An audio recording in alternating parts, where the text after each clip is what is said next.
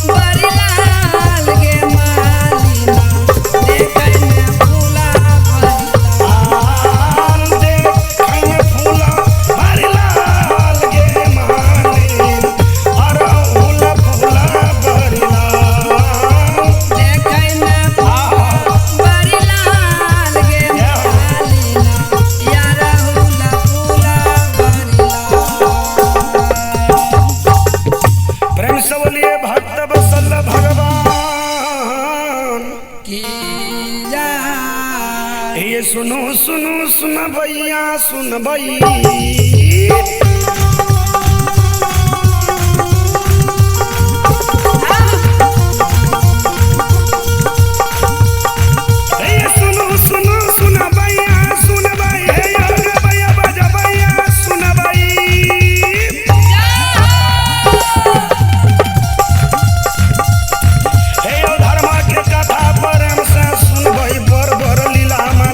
दुनिया हो बाबू संसार में रचल सुनू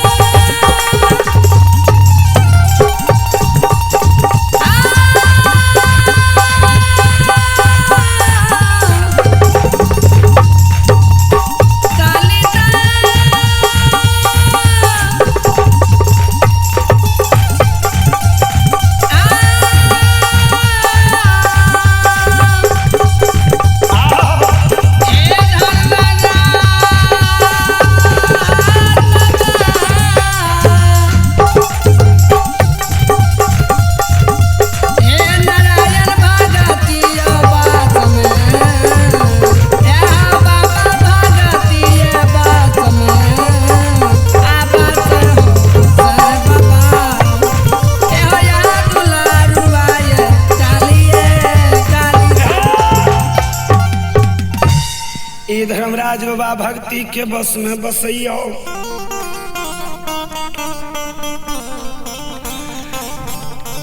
आगू प्रसंग के और धर्मराज बाबा कहल के हो महावीर जी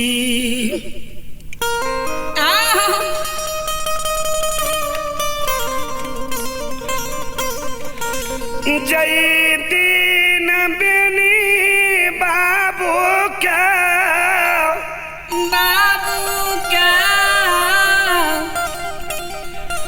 हे हो बेतिया गंगा घाट में बन दिलिए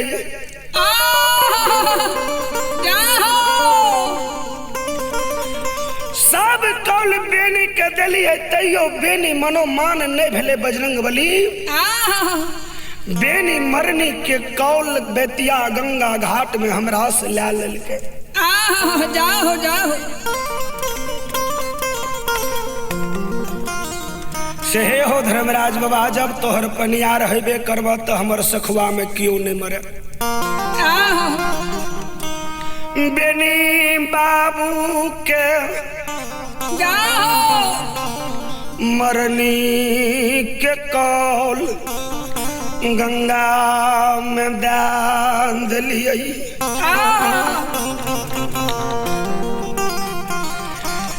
हो सतरा खई खाती सखुआ के सीमान पर अग्नि के धाबार दिलिए। जम लोग से जमपुरिया भैया यहाँ भैया सखुआ के सीमान पर से घुड़ के लौट जाइया। महावीर जी हो ये दुनिया में जन्म होते मरण नहीं होते के ना के दुनिया हो चलते।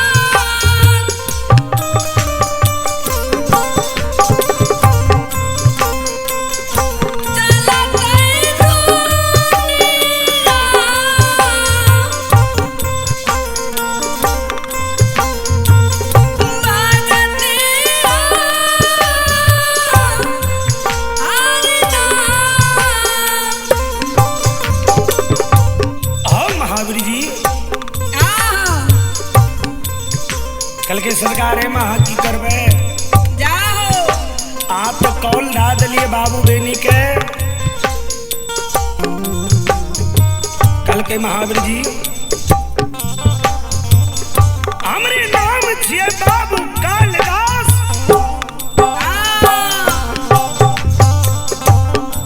हमरे नाम छिए मायावी हमरे नाम छिए छलगरिया हमरे नाम छिए सबदर्शी कल के सरकार महावीर जी आयो बड़ी राज के मोगल राजा अनुलखिया बाघ लगिल के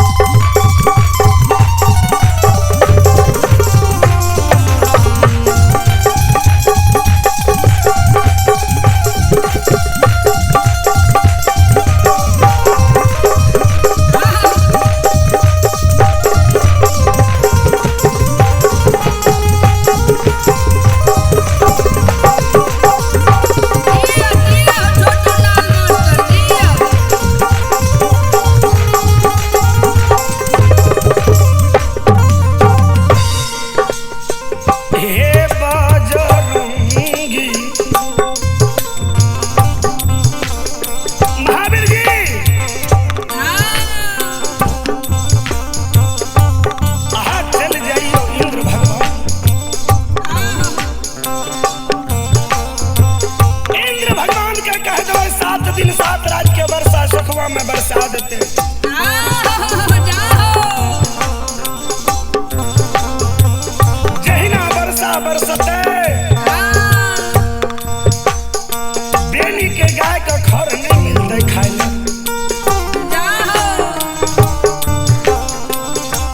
बेनी बाबू के गाय सखुआ में सलार देते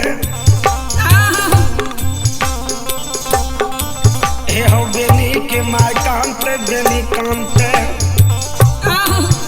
बेनी के दूर में चढ़ा देवे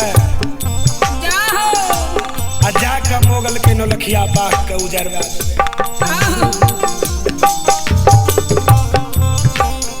धर्मराज हुआ कहलके जल्दी बजरंगबली जाइयो धर्मराज बाबा के सबद सुन बजरंगबली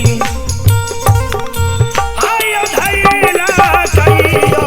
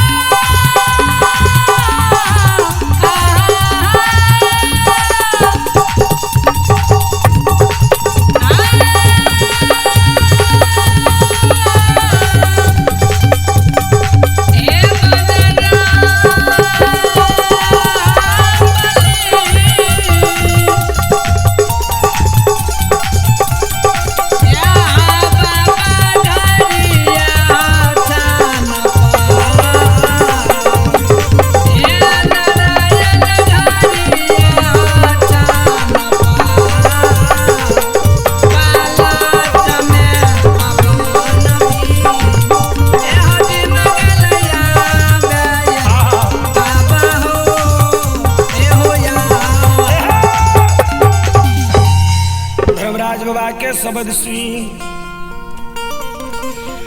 बजरंग बली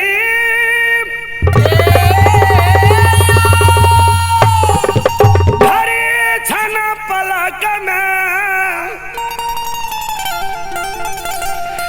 हे हो इंद्र भगवान नून जी में गेलखिन जहिना सरकार इंद्र भगवान नुन गेलखिन हे श्रोता भगवान जाहो इंद्र भगवान कहल के हो बजरंग बली के मारे लिए सरकार कहल के हो इंद्र भगवान हे हो बेनी जय दिन धर्मराज गंगा में सतनाम बोलबई रहे बेनी के मरनी के कौल गोसाई दादल के श्रोता भगवान से आहा के इतने गो आदेश या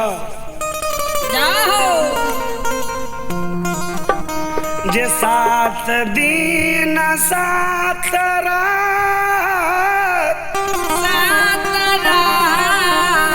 हे हो सखुआ में बरसा बरसा दई के कल के महावीर जी इतने को बात खाते यहाँ लिए कल के हाँ सरकार कल के जाओ महावीर जी यहाँ के वचन हम पूरा के लिए माया का विस्तार इंद्र भगवान क्या दिलखिन श्रोता भगवान हे हो सखुआ में बरसा बरसैया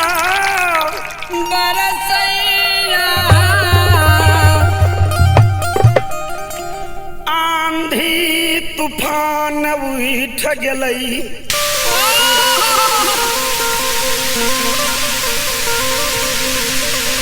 बादल गरजैया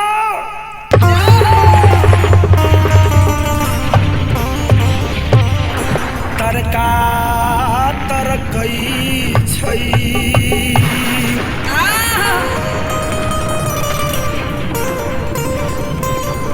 श्रोता भगवान हे हो जब 7 दिन 7 रात बीत गए गाय ढटगर में सिलार मारैया सिना लाख गाय गवा बेरी के ढटगर में सिलार मारे गाय के व्यवहार देख के मैं सोना मती अमा के नैन से आंसू गिरैया आगे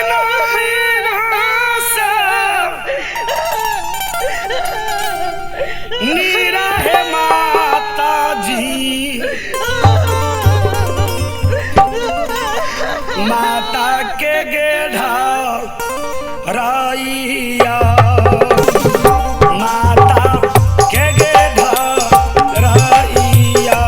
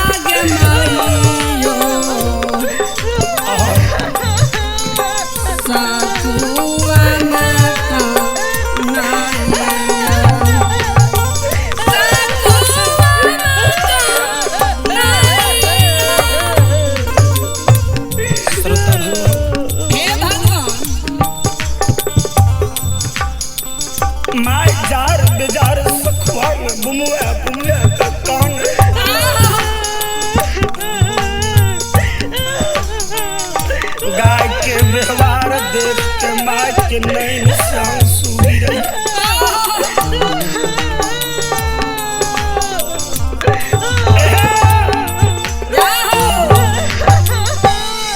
बेली बाबा के गला के पकड़ ले छी माँ।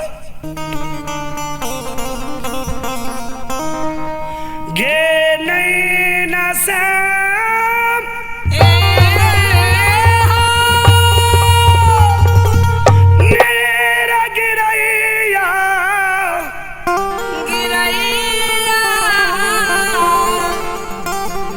माजार बेजार सखुआ में कानई छै।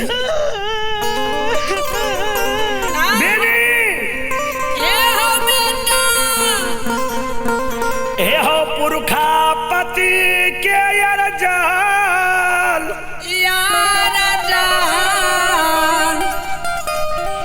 सखुआ में पांचों बहिन भगवती रह।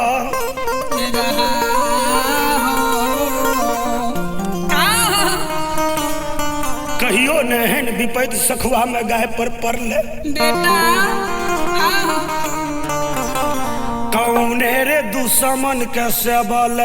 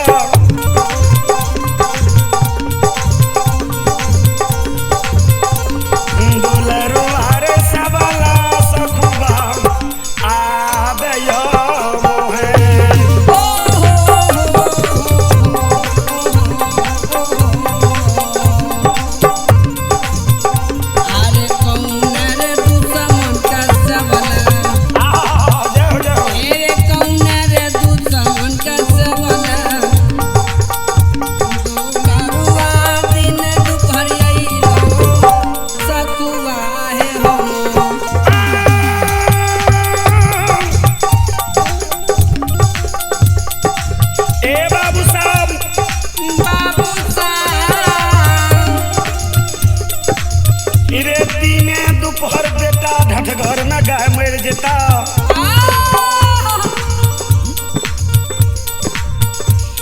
रे गाइया जे बोधा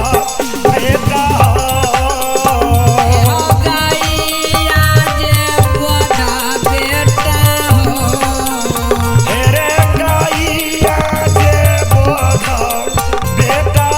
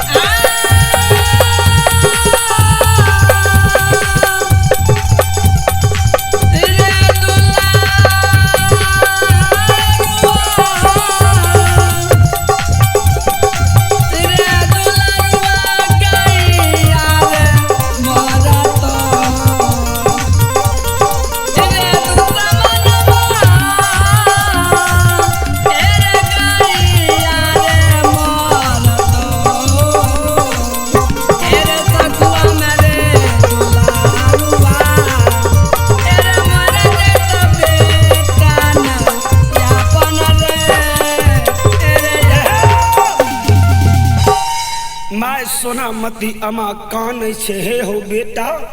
बेटा गाय मोर जेता गाय के बोध सखुआ में लाग जेता आहा हे हो माय के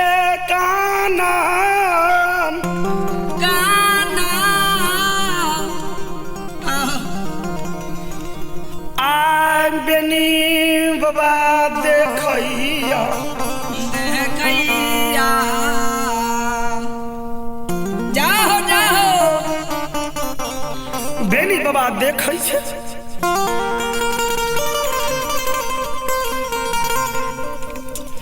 बेनी ओ बाबा कान लगले धर्मराज बाबा हे हो ठाकुर जी कथी ले हे हो दुश्मन यहाँ हमारा धर्म के पनियार बनेलिए या गाय बोध करे खातिर गाय मोर जेते धर्म के नाम में कलंक लाग जेता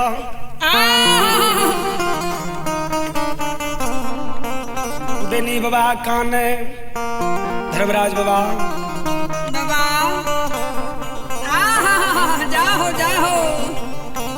एक बेर दुखिया के दुख गोसै बाबा यहाँ बुझियो आहा हे हम बेनी बाबा के बाबा के और माँ बुढ़िया के कानब के कानब के बेनी बाबा के कानब के धर्मराज बाबा देखैया जाहो जाहो धर्मराज बाबा के आसन डोल गेलई डोल गेलई गोसाई बाबा बाबा यो धर्मराज बाबा कहल के महावीर जी ए यो जल्दी सुन चलू बेनिक यादव के नजदीक बाबा यो चलिए यो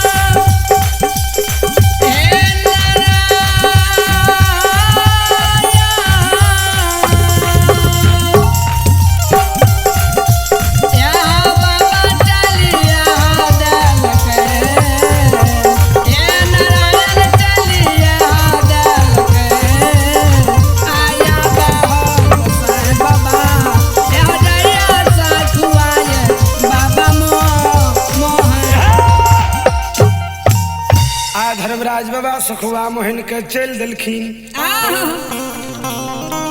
घरी दान पलक में हे हो सखुआ मोहन धर्मराज बाबा जी में गेलखिन और बेनी बाबा से जवाब करे छे हे हो बेनी क्या कहना छे बेनी जाओ बेनी नहीं कहनो नहीं खिजा जाए हो जाए चित में बेनी विचार करिया करिया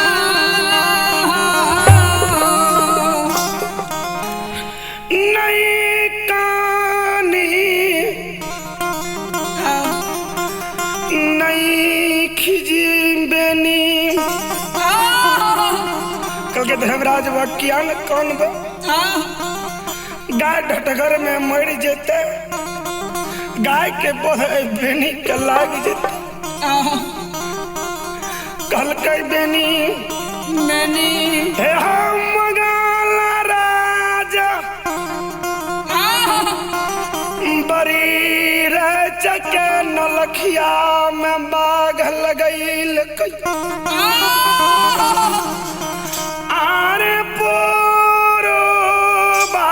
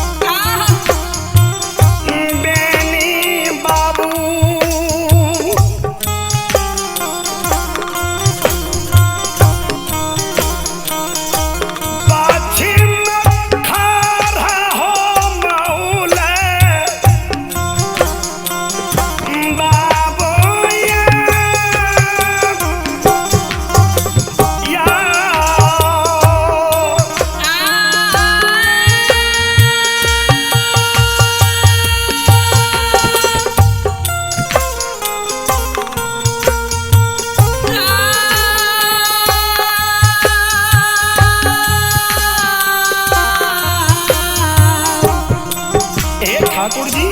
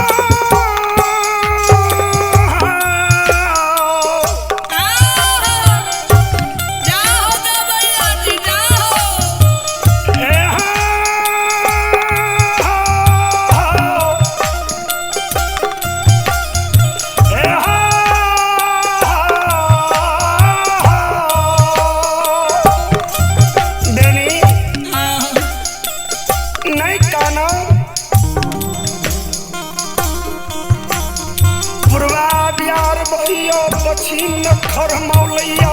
जाओ पछिया बिहार महैया तो पूरब न खर मौलै चल बेनी गाला के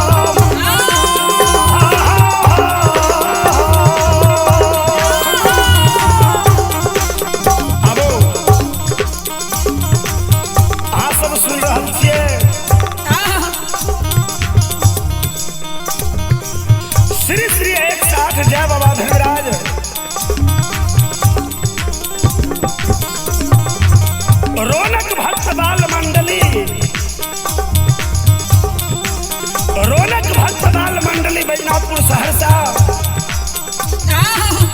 और गायक अभिमन्यु कुमार और उर्फ बुच्चन पनियार के यहाँ से मुखर बिन से सुन रहल छियै और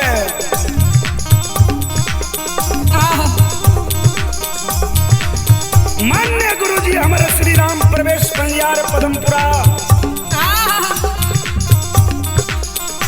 और कोरस में साथ दहारा लिया हमारे राजदीप पनियार बैजनाथपुर और नाल वादक वीरेंद्र बिहारी मालाकार बैजनाथपुर निवासी और कोरस गायक मणिकांत पनियार और मुलगन बाबा श्री सियाराम पनियार अबो अहाँ से सुन रहल छियै रियल म्यूजिक स्टूडियो प्रोपराइटर भाई रविंद्र राणा पटवा सहरसा के माध्यम से मैथिली भगत लोक गाथा प्रसंग जे कुछ पनियार से मुखर बिन से गलती भेल है तो यहाँ सब बच्चा समझ के माफ कर देवे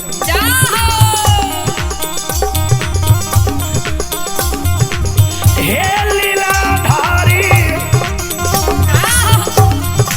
और आबो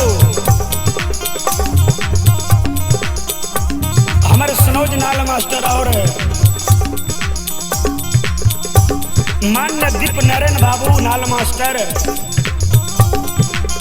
सब साथी के सहयोग से हम अहाँ सबके सुना रहल छी।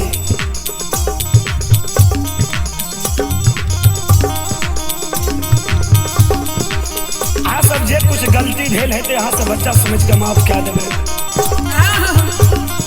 श्रद्धा भगवान